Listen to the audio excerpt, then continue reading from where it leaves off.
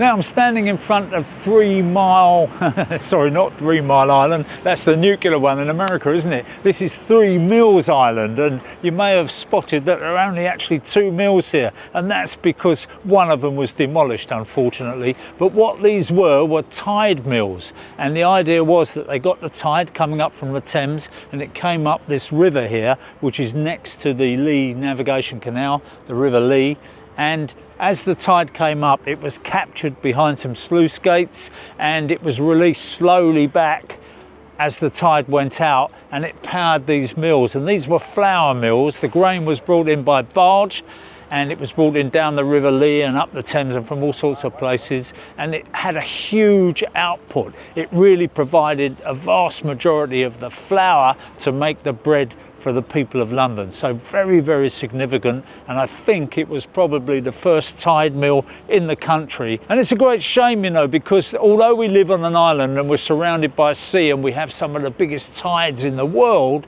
we don't really exploit them to make electricity in the way that we should have done. I did do a video some years ago about the Swansea tidal lagoon and the tragedy of that never having been built, and I really think it ought to have been. But if we just exploited tidal power a bit more in this country, we would have electricity 24/7, unlike wind power and solar power, which are intermittent, you get off days.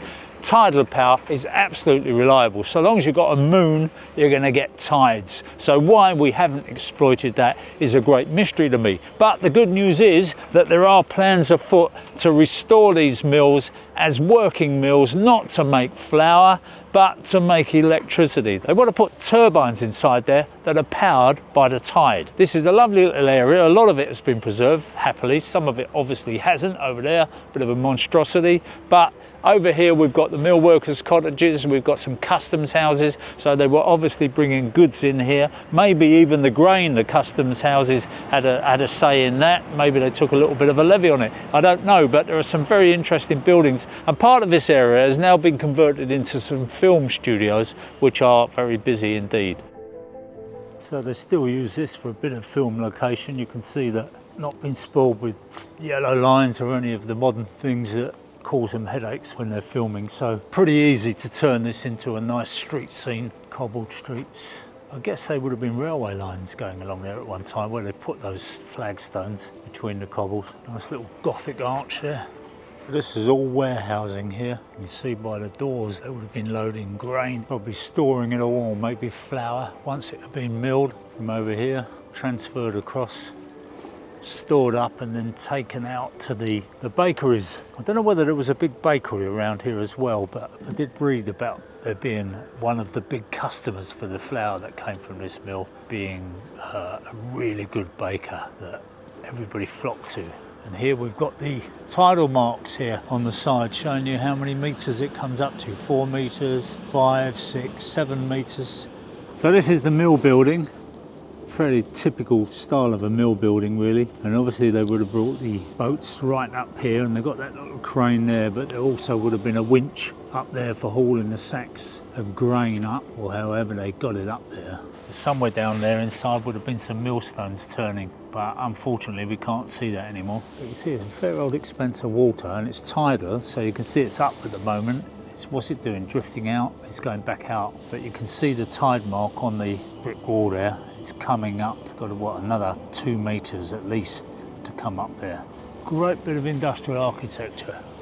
When I was talking about the UK having some of the biggest tides in the world, they've obviously put this anti-flood gate up here for those times when they do have a high tide that comes up and comes completely over the top of here. So where I said the high tide was, that isn't even it. It would go up further than that. If you think it gets up to here, that's quite a way.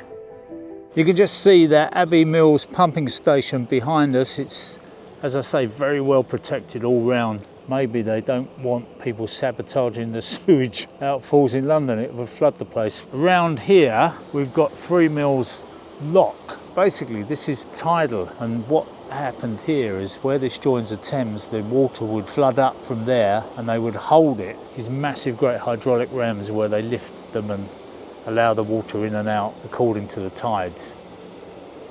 Quite hard to work out which bit is the island. This is obviously the island here. They've got 2 waterways up there. One of them be the River Lee, I guess. It's quite an extensive bit of water. I mean, if you talk about a mill pond where the water is captured and held and then released, it's quite a big area. A bit overgrown now, a bit silted up.